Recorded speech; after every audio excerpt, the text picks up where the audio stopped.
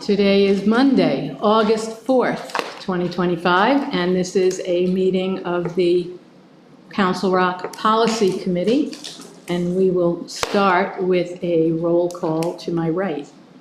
Ed Tate, School Board. Matthew McCarthy, Tech Integration. Nicole Khan, School Board. Bob Hickey, School Board. Ann Horner, School Board. Joe Hidalgo, School Board. Andy Sanko, Superintendent. Ron Spring, HR Director. Michael Roosevelt, School Board.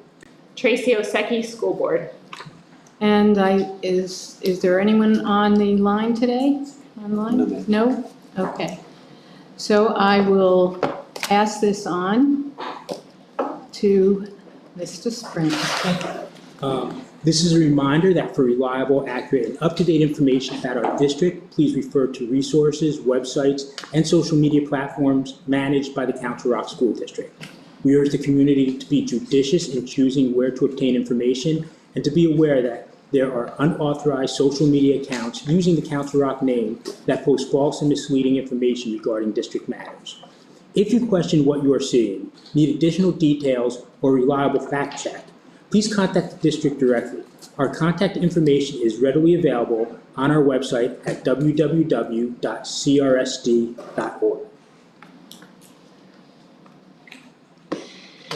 Thank you, everyone, for being here, and anyone who may be watching at home or listening at home. We have a fairly robust agenda today.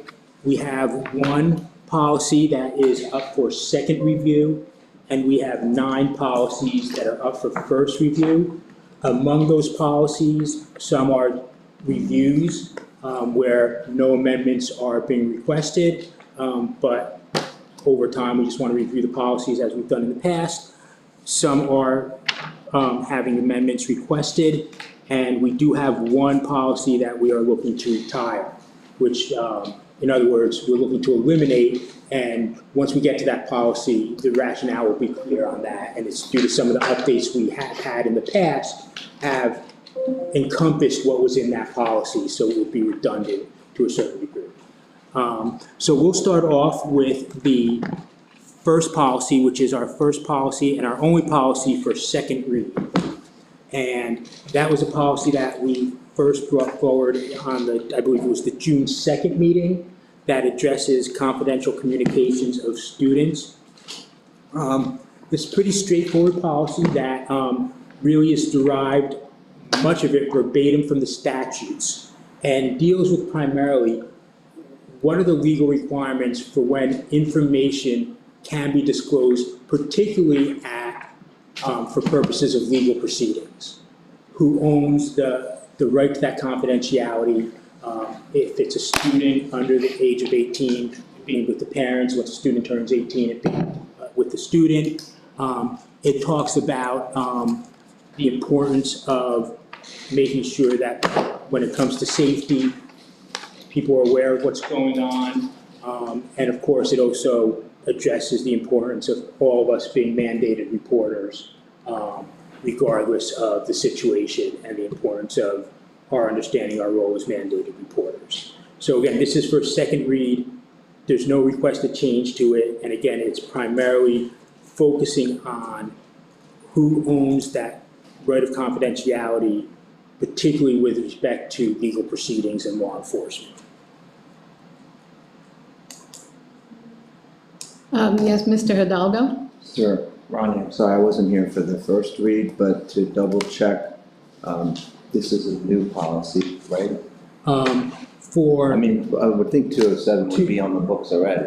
207, yes, it's a current policy, no requested amendments to it. It's just a general review of the policy, and I believe it's a second read. Right, up to keep the second read, to keep things the way they are. So we're reauthorizing it? If the board so makes the determination to move forward with it, it would be reauthorized with a new review date after the board. Right.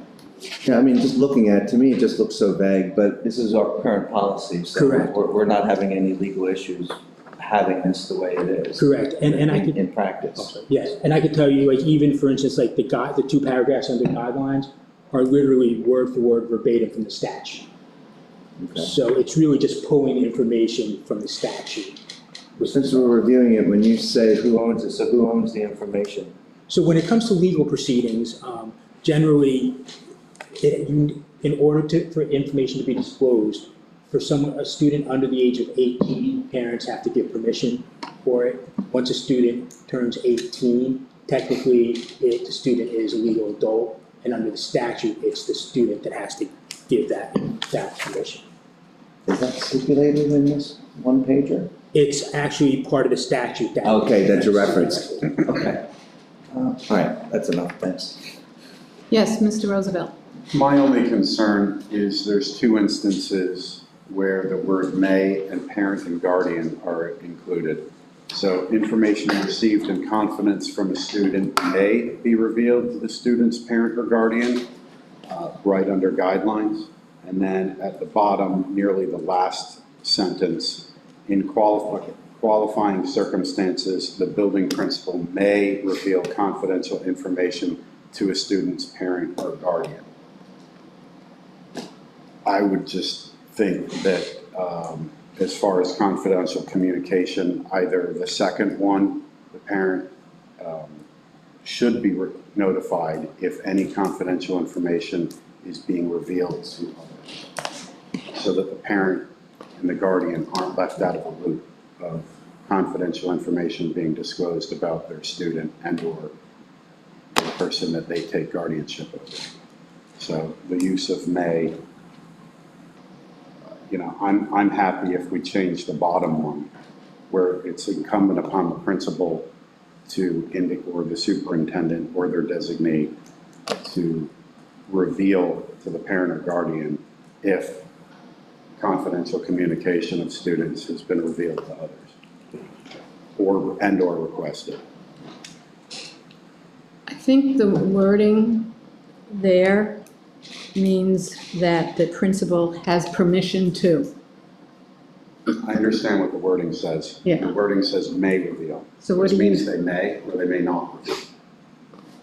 Yes. They have permission though too. There are times when you would not reveal, by the way. Well, that's what I'm saying. So that's why you would say they may, If confidential communication of students right? is revealed, I would like the parent to be in the loop. If confidential information is requested about a student, I would like the parent to be in the loop. There are, Not may be in the loop or may not be in the loop. I That's can, my opinion. okay, I hear what you're saying. Maybe you have another You opinion. know, what's interesting is because I have to go through the Act 73, suicide prevention training. One of the stipulations there is that you would not reveal confidential information to a parent if you believe that the child is being abused by the parent. So that would be a case when you do not tell the parent. That's not in here. Yeah. Well, no, but that's why Maybe you, that needs that's. to be in here also as an There may be other exceptions, which is why I think it's appropriate to say they have permission to. I just want to make sure the parent is included in the loop.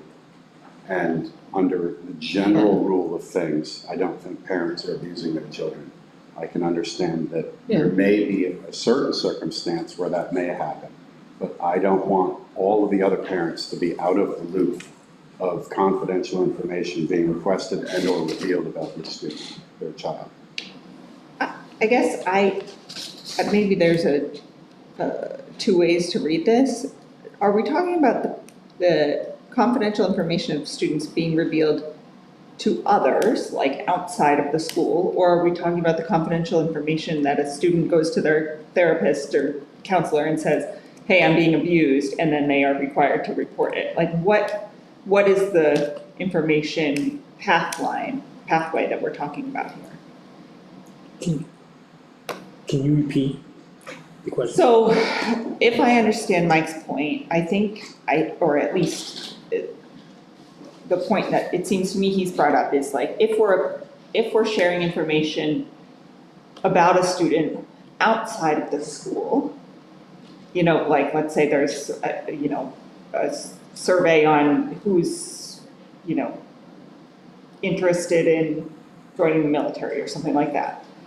if that information is shared outside of the school, then it does make sense that maybe that would be shared with the parent. But if the information is a one-on-one conversation that a student has with their school counselor or something, then I wouldn't think that that would always be shared with the parent. So I guess my question is, what is the information that we're talking about here? The information we're talking about here is generally information that's shared within the school, like to a counselor, to a psychologist, something of that nature. So then it seems to me that may is the appropriate word. Sometimes it's shared, sometimes it's not, depending on the circumstance. So, You don't want the parent involved? You don't want to know about your child's Well, so like, information? if my kid goes to the counselor, I don't expect the counselor to call me and give a full rundown of every single thing we talked about, no.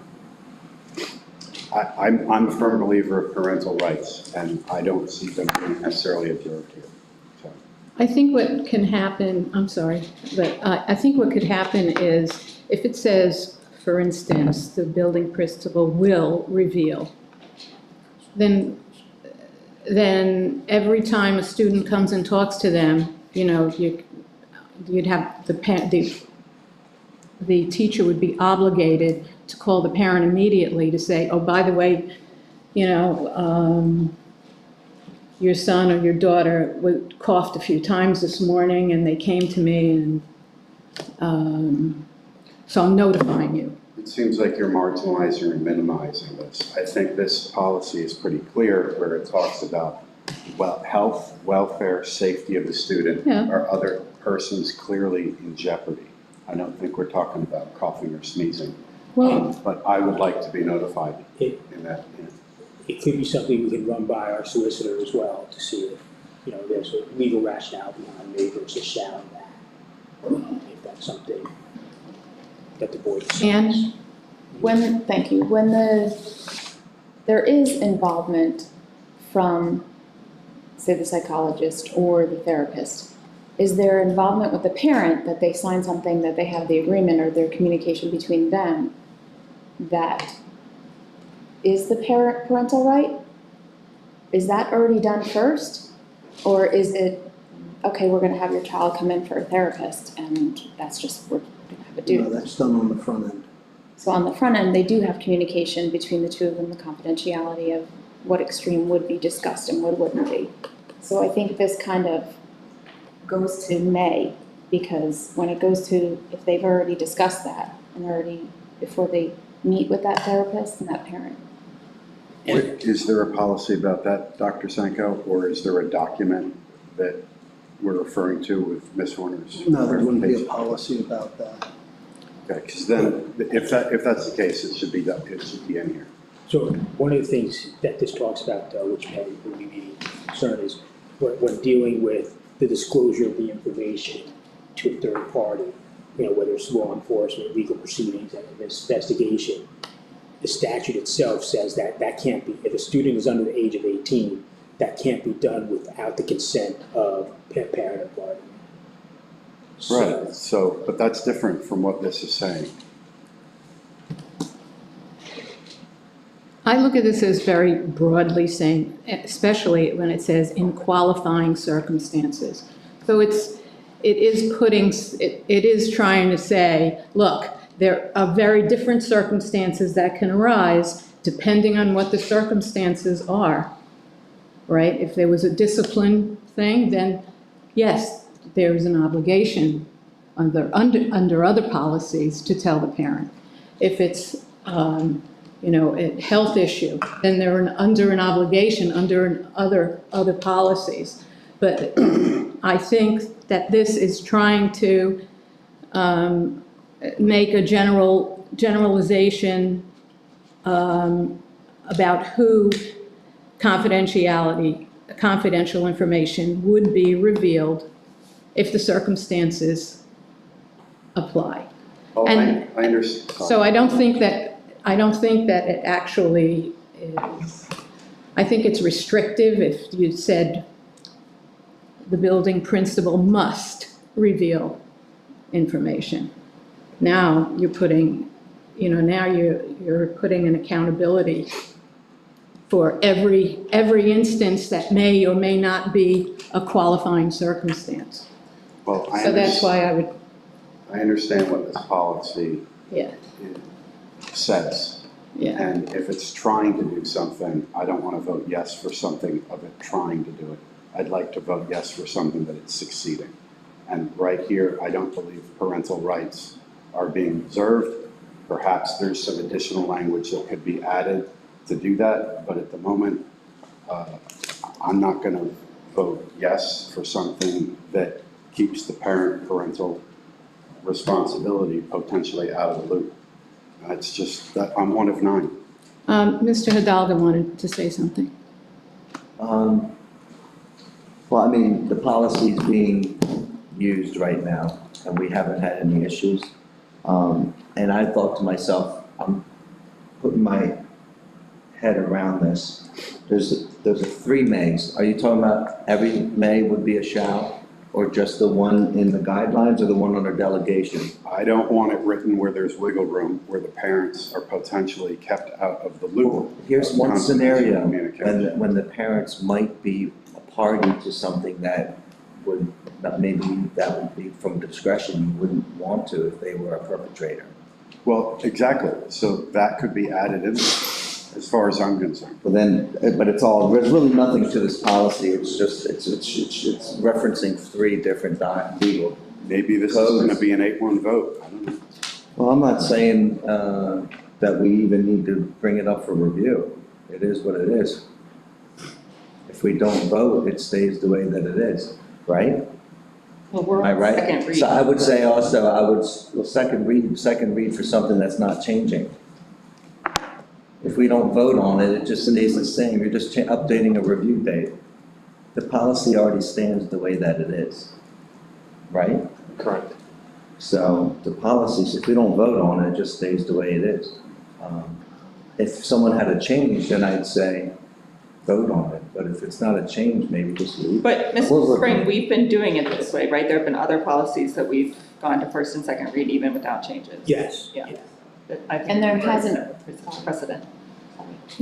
So There you're hasn't just been an issue. arbitrarily recommending to review this. Any policy that hasn't been reviewed, really since I had become policy chair, we're going through all the policies again. Right. And just to have it fresh eyes, so the board can say, we've reviewed all these policies, we're happy, not happy, but we're satisfied with the language that's in them, or amendments were made based on changes in law.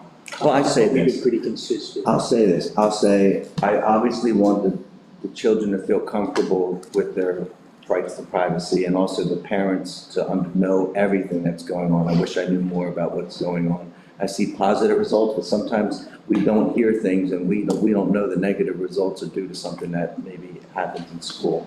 So I agree with Mike that maybe this needs to be cooked through, talk to the legal counsel, try to figure out through the right scenarios, understanding what Mike's concerns are. Maybe there's a way to add something in here that basically put the parents at ease that we all want to be informed of what's going on with our child. And this is saying, well, we may, I mean, I agree with them 100% if it says we may reveal to the student's parents when the health and welfare and safety of the student are personally and clearly in jeopardy. I mean, come on, that's a must. But maybe it's in a different part, a different statement. I think we would all agree to that, especially if it was your child. What if it said that they have the authority to, as opposed to say may? Because I think that may is meant as a permission, Leave not it. as they have a choice. So leave it, but then maybe clarify in a separate statement that the parents will be notified separately if somehow talk to Peter Russo. I would have to, we'd run that by council if we wanted Yes. something like that. I know, they're all first. And, sorry, Nikki was next. Are you up? Ms. Horner or myself? Okay, all right. I guess my question at this point with regards to May, I guess, is there a suggestion from Mr. Roosevelt I made for one. what, I which made one is, already in the, was it shall or should? I would like it to be additional language so that the parent isn't kept out of the loop. at least one of those mays should be a shall. Did you specify which? I guess I'm just trying to understand which may is trying to be, like, if we're trying to change something, I'm trying to understand which one it is. It feels very open and vague where I'm reading this policy as, if you put the word shall in it, I feel like it becomes, if there's a circumstance, and we've talked about, a couple instances here from board members, that if something happens and it's a case-by-case situation, and that principal shall or did not, then it would mean that they're out of compliance, and we don't know what that individual circumstance is, right? So I read as, I think several of us do, that may is implying that, I'm assuming that as mandated reporters, as principals or other staff members, personnel in a school, that they communicate regularly with parents anyways I've had phone calls from my principal for, someone bumping their head at recess or from the nurse. So and Mr. Spring, you're saying this is regarding legal proceedings, not the daily kind of situation where things happen on a day-to-day basis. I'm just trying to understand what we're trying to change, if it's which may, or if it's just one of the mays. And what happens if we change it to shall and it doesn't happen? That would have to run by our solicitor. Sounds like this is staying in committee for a little bit longer and not ready for second read. Mr. Hickey? You referenced something earlier, and I want to, the codes that here under legal references, did you say it's already part of that code that if you're under the age of 18 that the parents are already notified? So, legal reference number 2, which is 42 PA CSA 5945. Right. Specifically provides that it's entitled, the code itself is entitled Confidential Communication to School Personnel.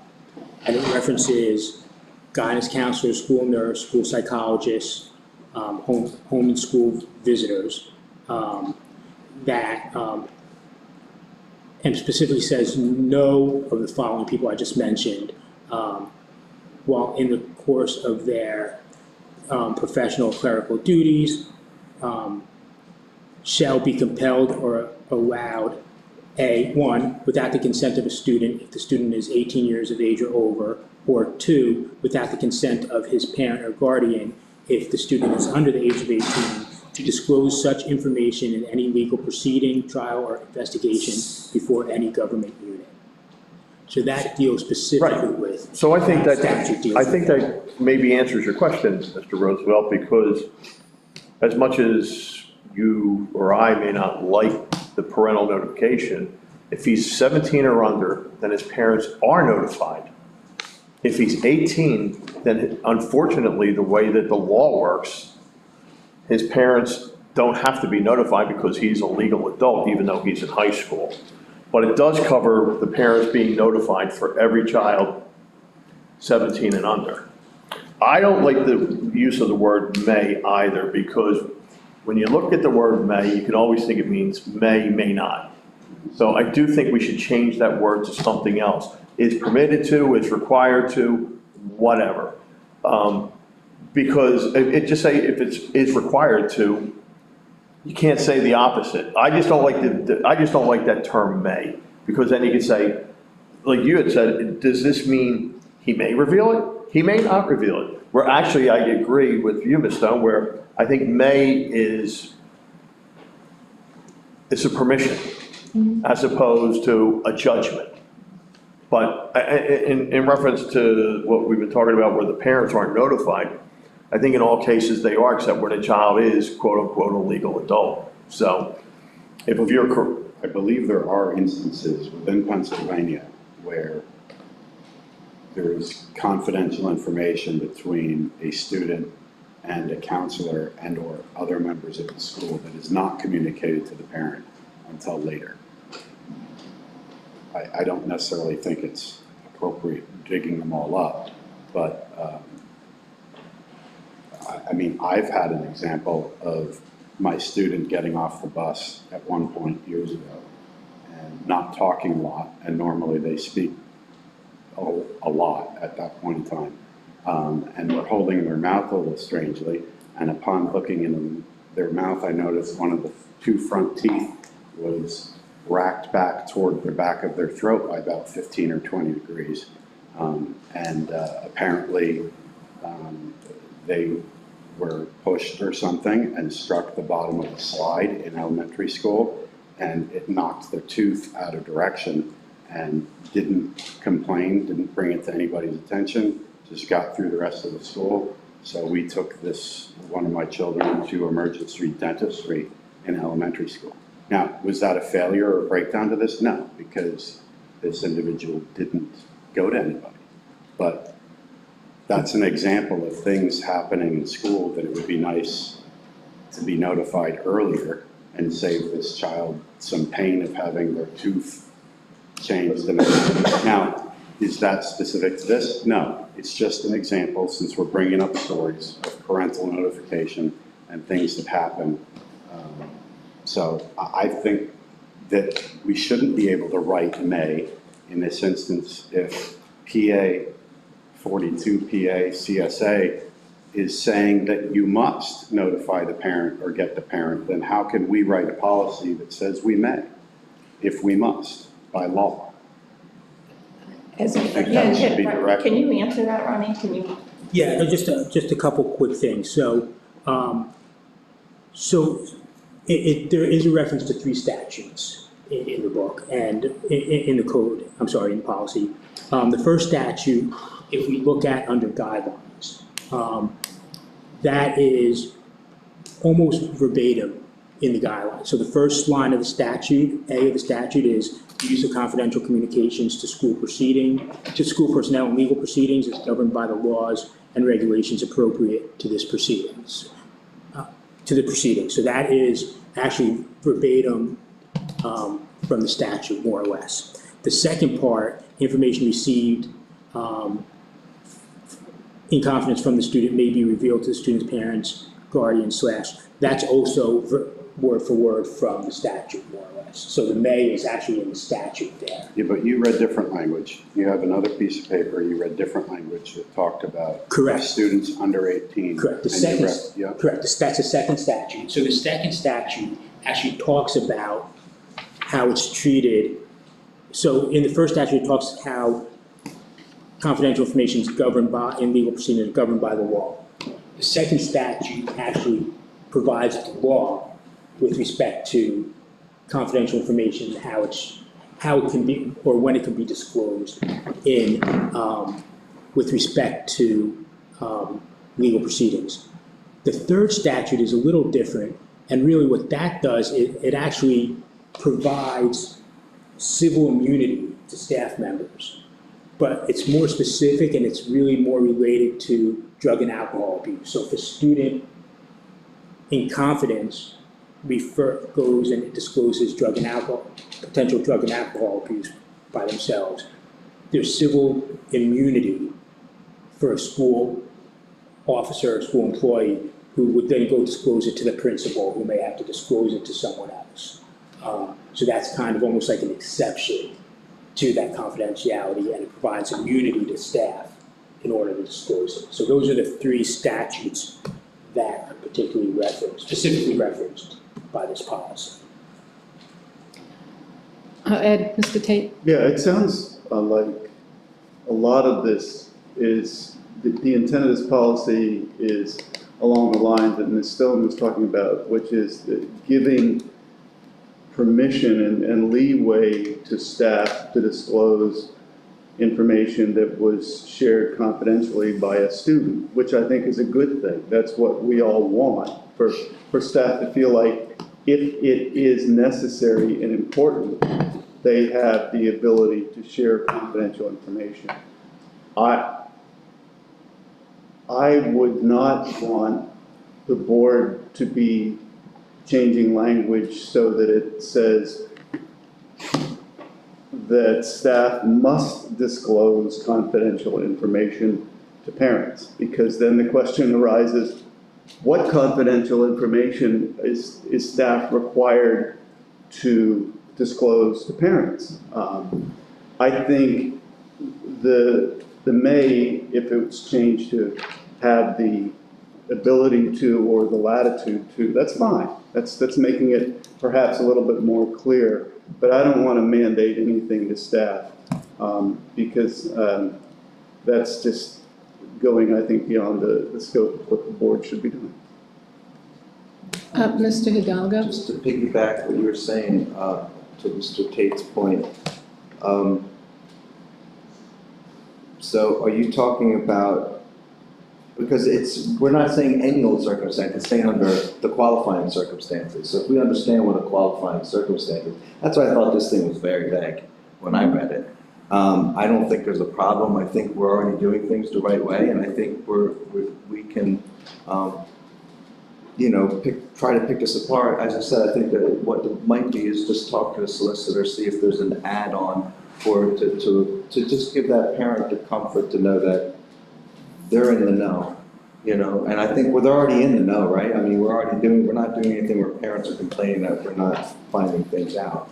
But I guess, as you said, this is limited to qualifying circumstances, whatever that means.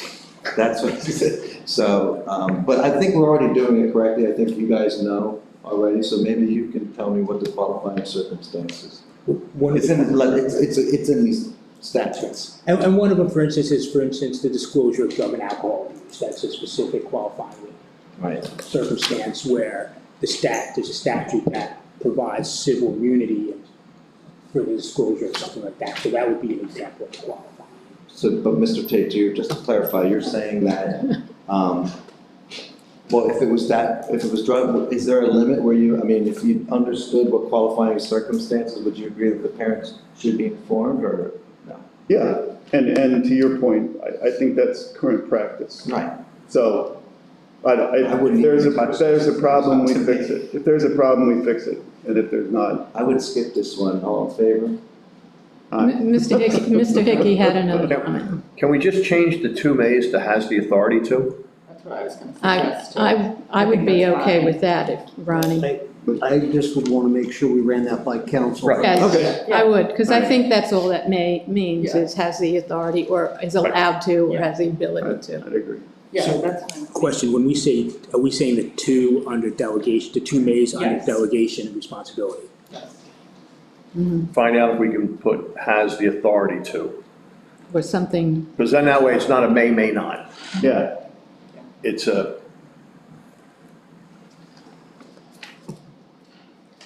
oh, the English language. So this is not a consent agenda item, Okay. correct? Sounds like not. We could certainly, we can keep it isolated, but put it up for a vote if we get in advance that change, if that change is accepted. Could we also request the solicitor put a language in there that Mike could vote, that we could vote on for Mike, just because there's probably, leaving everything the way it is, you all be happy, there could be a statement that satisfies Mike so we can get it done to address his concern, and maybe mine. It depends what that statement is. Well, that's why we're gonna ask the solicitor, If- to basically understand. Mike, you could probably put into an email real quick what your concern is to Dr. Senko or whatever, or to the solicitor. Is there one sentence that just says the parent won't be left out of these, whatever? Because I think you'll understand it as much experience as he has. That would be my suggestion.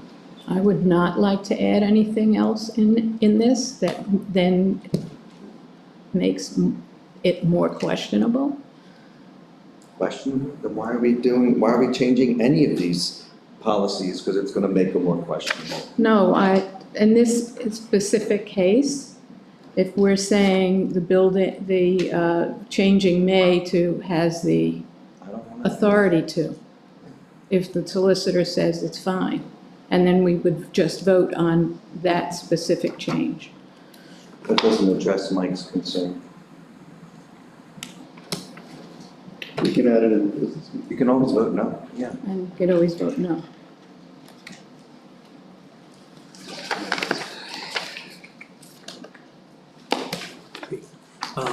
The next policy is a policy, it's policy 233.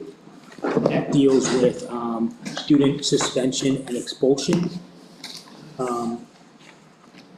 There is one substantive change to the policy. There's a few verbiage changes just to make it read a little cleaner, changing the his, hers to their, so just a few verbiage changes just for ease of reading. The one substantive change is a substantive change that would be put into the policy, but it is not a change into the process that we currently use. It's actually putting the language of the policy that we currently use, and I did confirm this with Mr. Funk, that when a student, there is an expulsion of a student, that the parent and guardian have an initial 30 days. They have 30 days to basically find an alternative educational placement for that student. However, if they can't, or if it's waived, then the school usually comes in and then finds that placement for that student. That's a practice that we currently do. It just wasn't in the policy, so it's putting that verbiage into the policy first. And that would be the substantive change with respect to the suspension, policy 233. And for any policies that have changes, you'll have the current policy, the red line, but I understand the red line, depending on how many changes, sometimes may be difficult to read. So then there's also the clean copy of the new policy. Mr. Hidalgo? Thank you. Just what you're changing it from, it says the administration may provide educational programs to the student immediately upon expulsion and may waive the 30-day period at its discretion. Is that still standing? That's the current policy.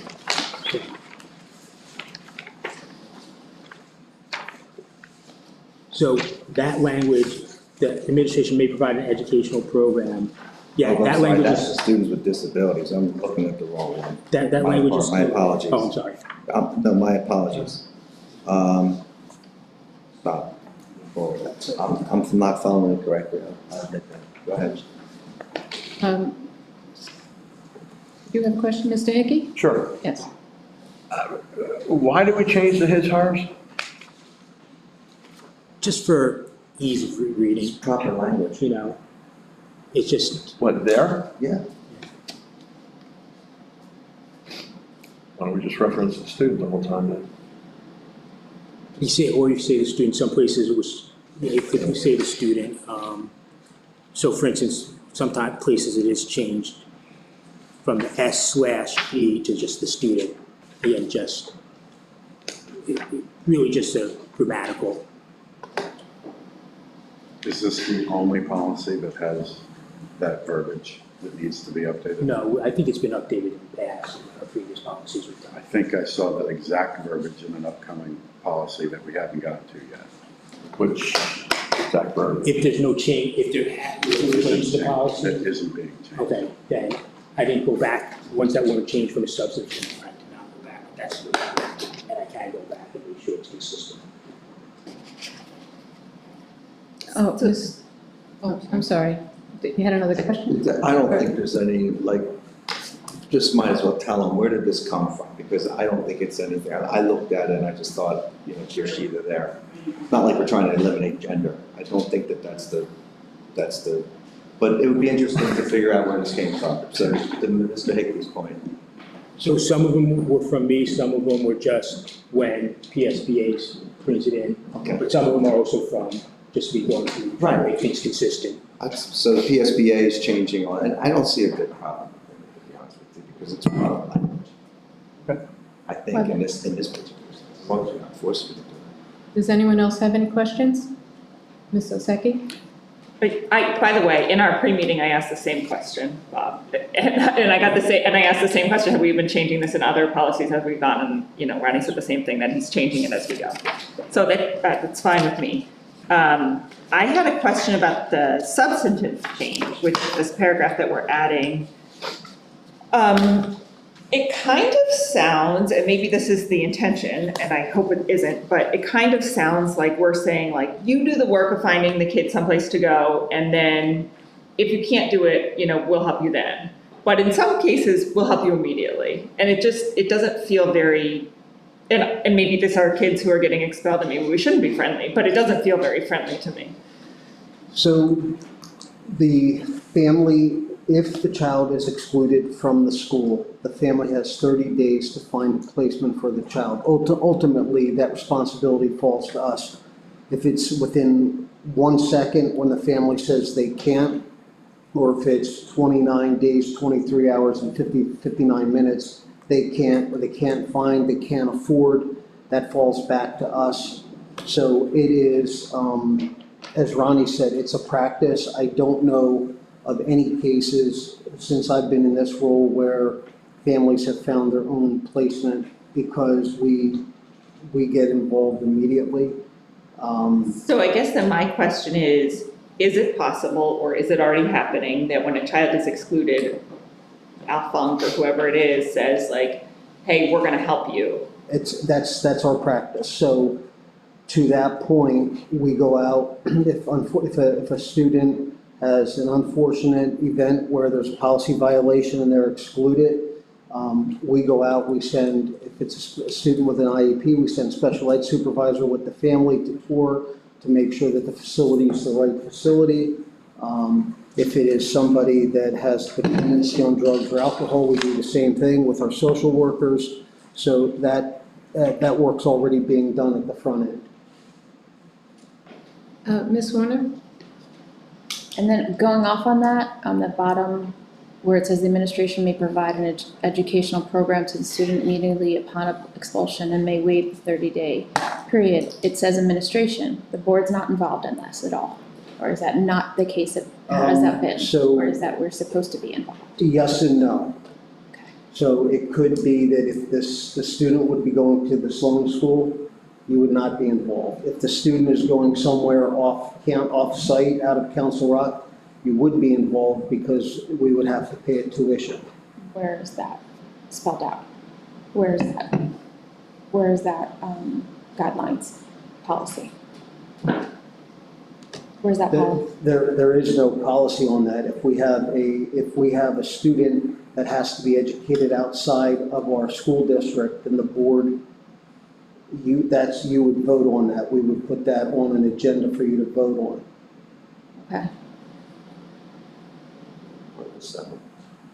Well, it doesn't. That's not. Yeah, it doesn't have to be a settlement. It could be that we can't program for a student, that's unrelated to this policy, or it could be that a student does have an infraction and our policy excludes that student for a calendar year. You all would have to vote on that. You would have to take action on that. Yeah, and to Dr. Sanko's point, the board is involved in the actual expulsion itself. Once that's done, it's more of the parents and the administration that tries to find the best placement for that student. Okay. Once the So board. this is the action of it. This is the action of just finding the placement after the board is involved in the expulsion. Okay. This is for us to make sure the kid's getting educated. Got it. So So I just had a question regarding this paragraph, substantive change. Is this something that's similar to what other districts have in their language? And you're saying this is what we currently have been practicing, it's just not in our policy? Okay, thank you. And I also assume, though, that you want it in writing from the parents so that you would be okay to go forward with making this decision. Is that why it's requested here?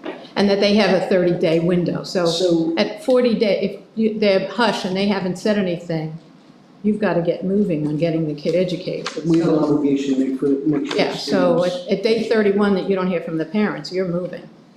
So understand, if there's an exclusion, we are obligated to have an informal hearing to hear the student side of whatever the situation is. And at that time, the parents could sign a waiver and accept what the school has found in the evidence. And fortunately, we don't have to do this too often.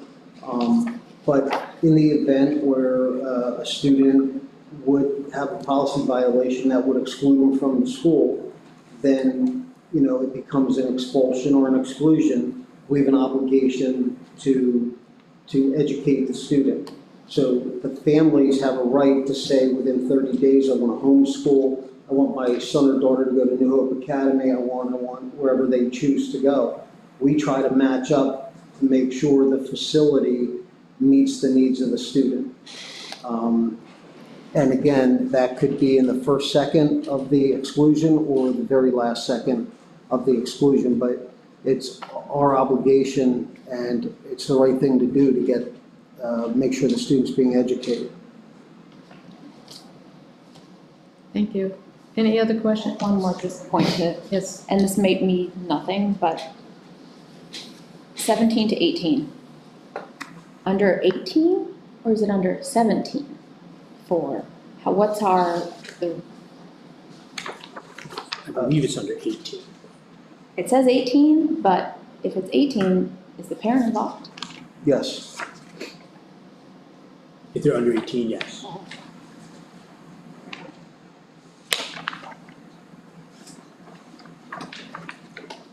And even if they're 18, they're still our student, we still have to make sure they're educated. Okay.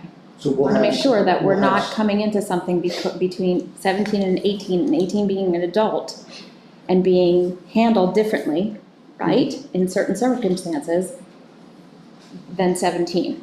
They're still part of our comprehensive high school and they're still being educated by us. Okay. And they didn't complete the comprehensive high school requirements to graduate, so we have to make sure that they're educated. So can we put this as a consent item for first read? Yes. Okay. The next policy is 234, and it's pregnant parenting, married students. And there's been significant law changes since the policy was initially last looked at in 2018, particularly with respect to the rights of pregnant parenting students. And we've seen that both in students, see that in HR with employees as well. One of the major changes is that the onus has been taken off of the student to seek accommodations, to take the steps to, really say, hey, I can still be educated, to placed on the school now, so, it's our obligation to provide students, pregnant students, provide students who are parenting, with the necessary accommodations that they need in order to continue their education. And the statute currently, under the new statute, it really lays out, but it doesn't limit accommodations that a school should be providing. One of the other changes that has come up, and this is also true with respect to, from an employee standpoint, is previously, particularly with pregnant students, they would have to bring a doctor's note saying, I'm pregnant, I need a change in my schedule, I need frequent breaks. That rule has changed, and a school or a district can't require a doctor's note when the accommodations are reasonable accommodations that someone who is pregnant would normally need. So whether it's frequent breaks, whether it's a potential change in schedule, it may be, a hybrid schedule, learning from home. So it really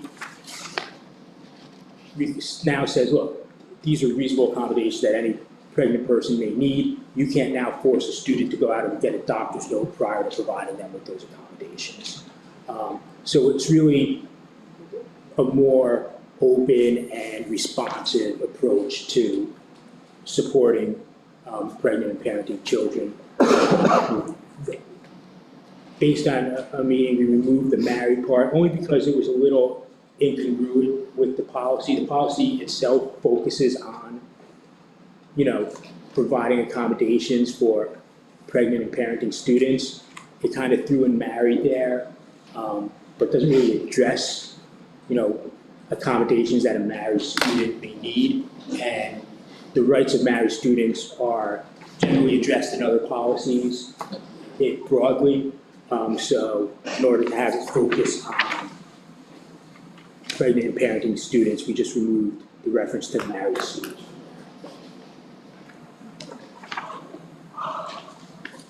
Any other questions? I'll just Mr. Roosevelt? quickly, what percentage of Council Rock student population is currently pregnant?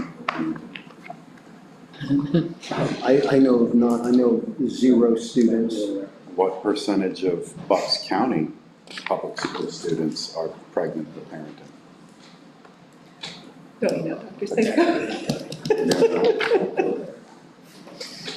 I think this is interesting. I understand that we need to have accommodations.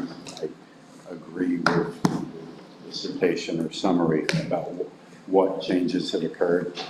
I just find it interesting that we are focusing on, again, policies that have very little to no bearing upon current Council Rock population. We have to be prepared, though. We have to. I agree. I agree. Mr. Tate? Is this policy required by state law? I believe it was. I'd have to double check though. Okay, not important. But it's governed by Curious. state, whether it's required, it's governed by state law. So Yeah, what's in the policy is state law, so whether we have the policy or not, we'd be required to follow. well, happily, across the country, teen pregnancy rates are going down, so that's a good thing. Yeah. Okay, so, I'll also just point out there's multiple pages that deal with this that reflect very little to any of our population. But the first policy that we looked at hardly fit on one page. And I think student confidentiality is more of a relevant element in our policy than this. So there could be more meat to that first policy. so we will continue and consider this as a consent first read. Policy 234, and now we'll move to 235. So 235 is one of those policies that is really, when you look at it, is really more of a philosophical policy that, lays out potentially student rights and responsibilities. I would say it's probably more geared to student responsibilities, and again, in a broader philosophical term. The only current changes that we would seek to add is where it talks about discrimination, adding marital status in pregnancy. Again, we just talked about that briefly previously. It also clarifies case disability, handicap/disability. And really what the policy looks at is, when students come to school, they're expected to be conscientious, attend regularly, respect others, respect students, teachers, administrators, be aware of policies, assist the staff, and have a safe school. I kind of look at this as kind of, take all the policies and kind of sum them up for what students need to do and put them into the student right policy. Again, more of a broad philosophical statement which summarizes a lot of the things that we deal with, but into one policy. Yeah, this policy was last looked at in 2018, and so the only changes again since then would be adding the marital status pregnancy. Any comments or questions? Put this on to the consent first. And move to policy 235.1.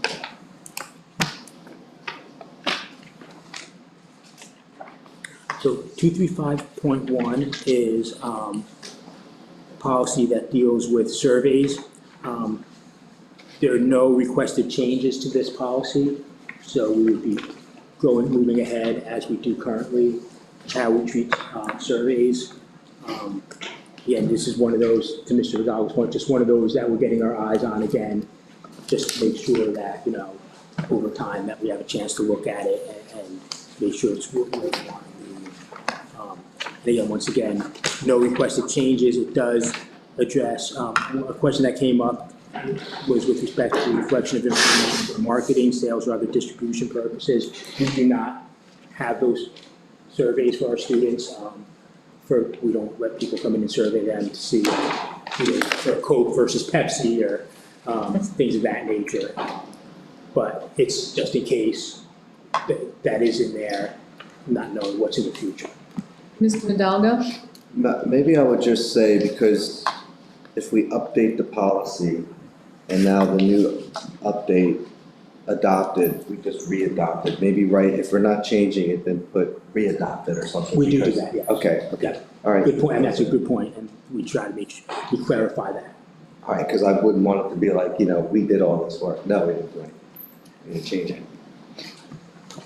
Okay, so that's for consent. Just a couple more questions. Oh, sorry, Mr. Roosevelt? Also, just curious, how many current survey partners does Council Rock engage with for surveys of our students? Is there a list of current partners that we do survey? I understand apparently that we're not surveying them for marketing preference. There are some surveys every other year, participate and pay survey, that's passive consent. That's the one that jumps out, that comes to mind, in terms of a district-wide survey, or, well, not district-wide, but grades 6 to 9, I think, on a pay survey. I assume they survey for where they want the prom or things of that sort. Correct, this does not include like internal curricular, Right. if it's surveyed part of a class or, let's survey the class, the grade to see. This deals more with outside, external surveys. Thank you. Is that the only one? That's the one that comes to mind. Is there any way the board could be updated with is that a heavy lift to ask for a list of, Yeah, I think it'll be a very short list, but we can get that for you. right, great. And it may just be the pay survey. Yeah, Yeah, it's only one I can think okay. And once again, the students are notified that this is a third-party survey that they don't have to participate in, and parents are notified that this survey is being given to students. Well, again, I use the pay survey because that's the one that's front and center in my mind. That is passive consent, so we put that information out to families and they can opt out of it, yes. Right. Wonderful. of. It specifically says parents shall be informed. Well, that's right, that's what, and Thank you. Okay, policy 236. History about parents shall have the right. So 236 is another policy that we're looking to just review and for purposes of no changes. And that deals really with our CR Cares program, our school assistance program, and talks about, making sure that we're providing our students with supports, if they have barriers that are interfering with their learning or academic achievement, to work with them and the board, I know, is aware of our CR Cares program. It's really a multidisciplinary program that we utilize, really just to support our students, to make sure that they are in the best possible frame to absorb their academic and instructional learning. Mr. Hidalgo? So, obviously, I don't, really want to crack down on bullying and deter bullying. some of this, when I read through it, looks like it's more geared towards like college, you know? Some of the hazing that's being written in here seems more like something where you're not in high school. That's what I read. Yeah, and we're gonna get to, and that's a good point, and we'll definitely get to the hazing policy. Oh, we're not on hazing. I thought that's what No. you were No. saying. Student assistant. Oh, I'm doing a great 2 job through 6. tonight. Great. It's all good though, and that's a good point, and I'll get to that point when we get to the hazing, so thank you. All right. Okay, so we're consent first read, and now we move to policy 239. So policy 239 deals with foreign exchange students. And there's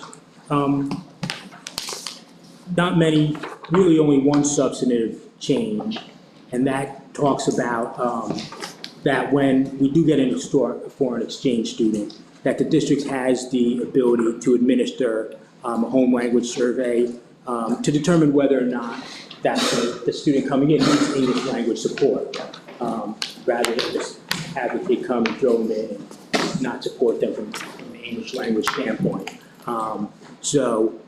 That's something that a district can do. Again, it depends on how long the exchange student may be here for. If someone's coming for a week or two, chances are that wouldn't happen. If there's a foreign exchange student coming for a longer period of time. That is something that the district has the ability to do. I know a question came up previously about, and I wanted to learn this a little better as well, the difference between under authority, it talks about a J1 visa versus an F1 visa. So a J1 visa is really, it's a visitor's program. It's what we think about when, our, potentially if we have an Italian class at the high school, our Italian class goes to Italy for 3 weeks, and an English class maybe from Italy comes to us for 3 weeks. Where an F1 visa is really for a full academic degree, whether it's coming to secondary school, to be a full-time student, to get your high school diploma here, and that's why there's a differentiation between those two. So just wanted to clarify that for my own benefit as well. But again, it really is just a matter of making sure that we're taking care of the students when they get here and they're supported. And also that people coming here are complying with our enrollment, requirements, whatever immunization requirements we may have, and that they have to comply with our rules, our board policies. We should make that very clear. Ms. Khan, you had a question? Yes, I just had a question regarding the administration of the home language survey. It says the district may administer the home language survey to foreign exchange students enrolling in district schools. So I think oftentimes when students come in, they have to, on the application, state what their home language, like their first language is and the language that they speak primarily at home and, the variables there. So if they're English speaking at home and that is their first language, would that still require them to take a home language survey or, home language survey? If it's not their native language, yes. So they'll check what your home language is, then they would take the language survey. So it's based upon what their information they're providing? Okay, all right, thank you. Any other questions? Just comment, thank you for clarifying the difference between the J1 and the F1, because that was my question originally anyway, so, It was mine as well. yeah, I was like. Okay, moving on to the next policy. So the hazing policy, you will see a lot of red. And I'll give you an overview explanation as to why there's so many changes to this. So if you look at the date, this policy was adopted on July 19th, 2018. And that date's very important. And the reason is because that this was adopted in July of 2018. In November of 2018, just several months later, the state passed the Timothy J. Piazza anti-hazing law. And that was a law that in 2017, actually a New Jersey student at Penn State died after the night of hazing. And based on that, Pennsylvania and subsequently other states adopted the same Timothy J. Piazza anti-hazing law. So that law, which was an extremely comprehensive anti-hazing law, was adopted just 4 or 5 months after this policy was initially adopted. And that's why what you're seeing is the changes from that anti-hazing law from November 2018 are now being incorporated in the policy. You know, and to Mr. Hidalgo's point, there is a lot of overlap between college, the statute with respect to both secondary and college, but it does apply to both, and you know, it talks about different levels, talks about aggravated hazing, that defines hazing, defines aggravated hazing, defines organizational hazing versus that of an individual.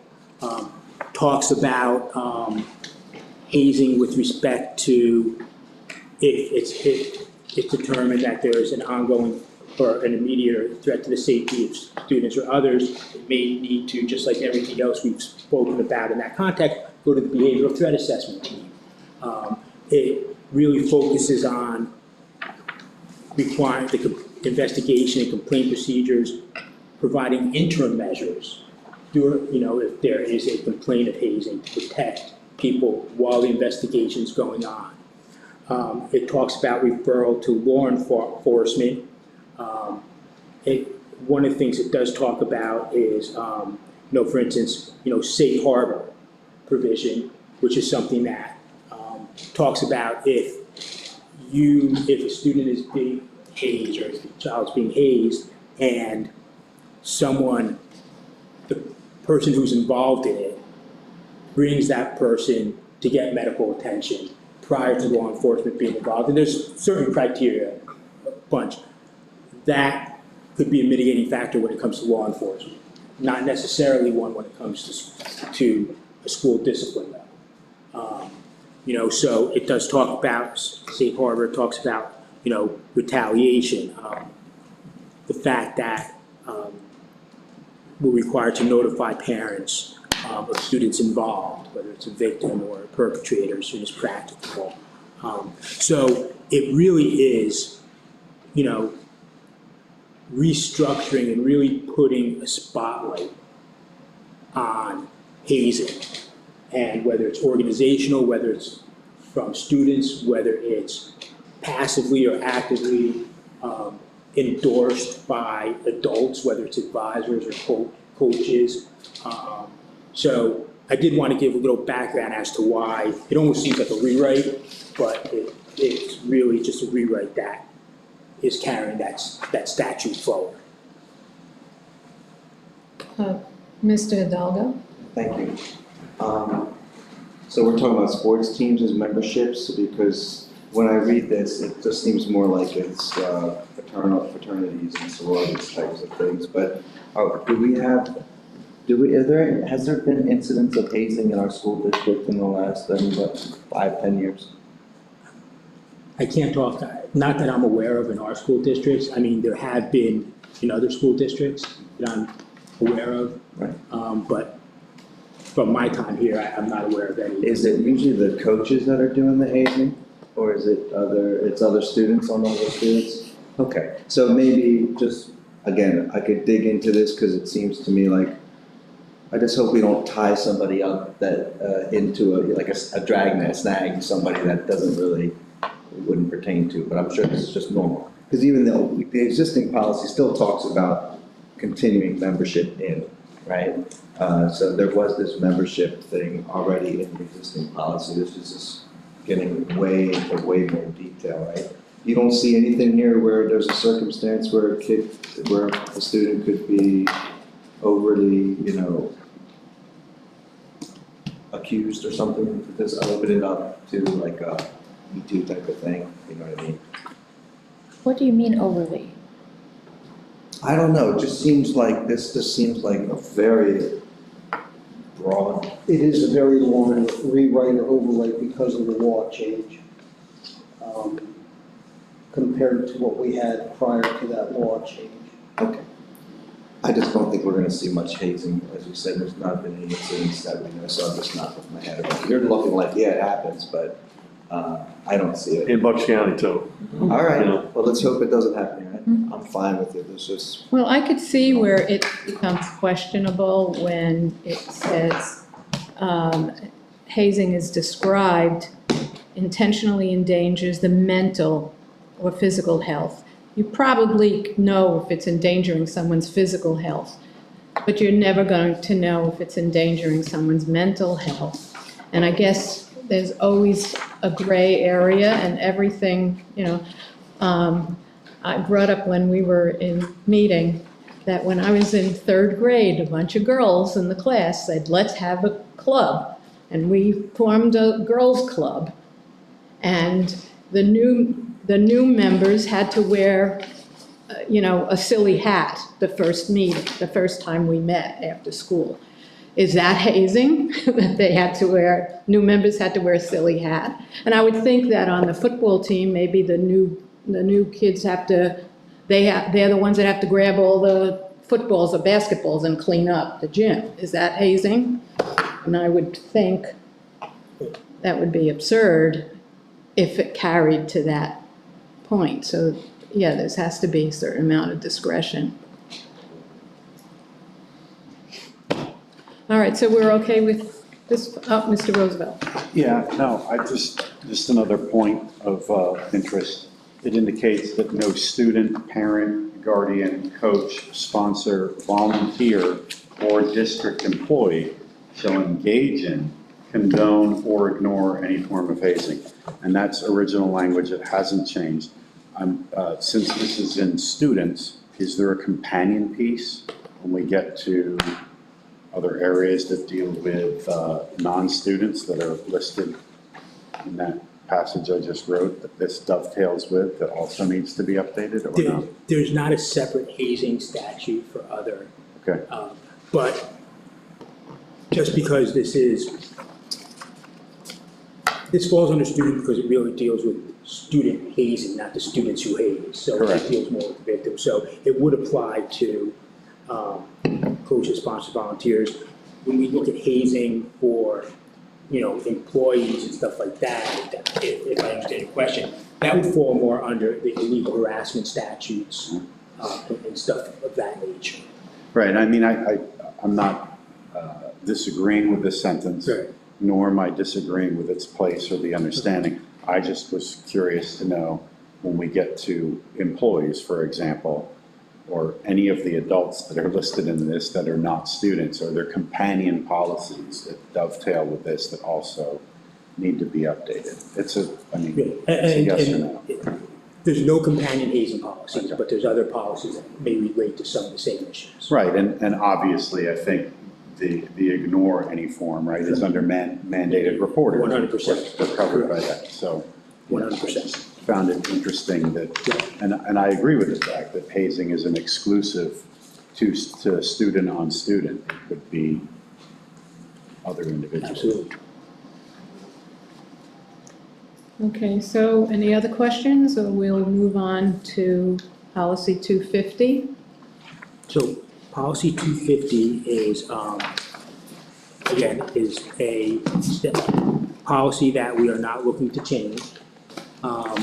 This is a policy that is required under federal law, and we currently comply with it. The high school principals, I spoke to one of the high school principals just to confirm how it is addressed, and in their May letters to junior parents, they do address, this and providing information to military recruiters, and they do provide the information for how parents can opt out as permitted under the statute. So this is statutory, and we do follow it, and it's generally, once again, through the high school principals in their correspondence to upcoming seniors during the end of their junior year.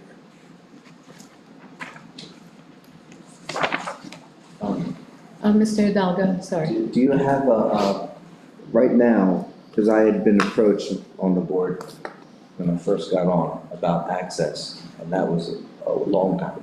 So things have definitely changed since then, so we're not denying the opportunities.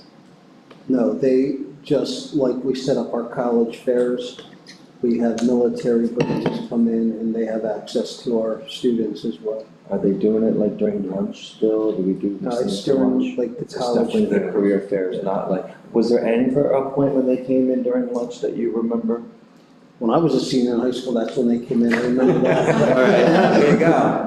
Um, I forget. I would have to go back and track that down. No, I don't know it's that okay. answer. All I know is at one point, I was getting, from some of the veteran associations were worried that they weren't getting the access that they required. So it's still in the discretion of the principals, but I think it's all been good. We're getting more. What did we get, 10 last year? Can, Oh, Mr. Hickey? just Sorry. a question for Dr. Sanko, because you did mention it. When you do the college fairs, when you say the military, it's not restricted to the service academies, is it? No, So like you can still have your Marines, Coast Guard, you Correct. know, the ones that don't necessarily require an academic degree in addition. correct. And our counselors are the folks that set that up and every branch,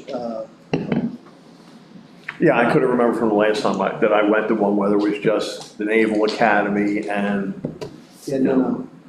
okay. I had a question. Do we also have recruiters from civil service, fire department, police department? Not at the college fairs. We don't. MBIT does. Excuse me? MBIT does. They do. Good. Good. And they have the programs too. And they have the Oh, program. they have programs. Okay, the last policy is retiring it, right? Yep, it's educational stability for children in foster care, and the rationale behind retiring that policy is because we previously updated and passed the policy 251, which is students experiencing homelessness, foster care, and other educational instability. So we've incorporated the information into a global policy dealing with educational instability rather than having separate policies. And that's why the request is for the board to retire this policy because it is incorporated into 251. So move. Any questions regarding this?